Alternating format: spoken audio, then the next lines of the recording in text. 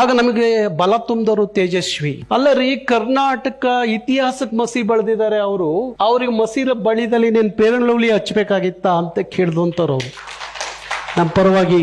ಆಮೇಲೆ ಅಲ್ಲಿ ಮೈಸೂರಿಂದ ದೇಜೋಗೋ ಮಾತಾಡಿದ್ರು. ಅವರು ಮಸಿ ಬೆಳೆದಿದ್ದು ನೀವು ಟೀಕೆ ಮಾಡೋದಾದ್ರೆ ನನ್ನ ಕೈನು ಮಸಿ ಮಾಡ್ಕೋಬೇಕಾಗತ್ತೆ ಅಂತ.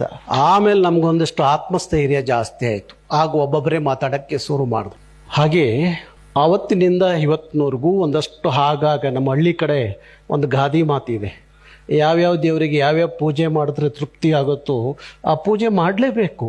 ಈಗ ನೀವು ಪ್ರಾಧಿಕಾರದ ಅಧ್ಯಕ್ಷರು, ನೀವು ಯಾವ್ದಾದ್ರು ಒಂದು ಪೂಜೆ ಮಾಡ್ಬೋದು, ಎರಡನೇ ಪೂಜೆ ಮಾಡೋಕ್ಕಾಗಲ್ಲ. ನಾವು ಹಂಗಲ್ಲ, ಎರಡು ಪೂಜೆನೂ ಮಾಡ್ಬೋದು. ನಾವು ಕೇಸ್ ಹಾಕಿಸ್ಕೊಳ್ಳೋಕ್ಕೂ ರೆಡಿ, ಜೈಲಲ್ಲಿ ಹೋಗಿ ಕೂತ್ಕೊಳ್ಳೋಕ್ಕೂ ರೆಡಿ. ನನಗೆ 2 ದಿವಸ ಊಟ ನೀರು ಕೊಡದಲ್ಲಿ ಇಟ್ಟಿದ್ರಲ್ಲ ಮೊನ್ನೆ ನಾಮಫಲಕದ ಚಳವಳಿಯಲ್ಲಿ, ಹಂಗೆ ಯಾರಾದ್ರೂ